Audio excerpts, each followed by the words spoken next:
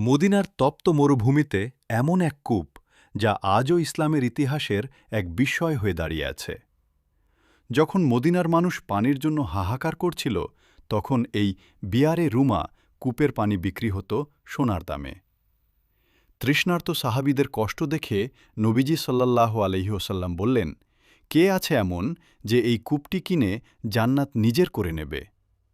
এই ডাক শুনে নিজের সব সম্পদ নিয়ে এগিয়ে এলেন মহান সাহাবী হজরত উসমান রাদিয়াল্লাহু আনহু। তিনি চড়া দামে কূপটি কিনে নিয়ে মুসলিমদের জন্য চিরতরে মুক্ত করে দিলেন। অবাক করা বিষয় হল, দীর্ঘ ১৪০০ বছর পার হলেও এই কূপের পানি আজও এক ফোঁটাও কমেনি। এটিই হল রাসূল সাল্লাল্লাহু আলাইহি ওয়াসাল্লামের দোয়ার বরকত। কিন্তু আপনি কি জানেন, হজরত উসমান রাদিয়াল্লাহু আনহু আজও মদিনার সবচেয়ে বড় এক ধনী ব্যবসায়ী? সেই অবিশ্বাস্য রহস্য জানতে আমাদের পরের ভিডিওটি দেখুন।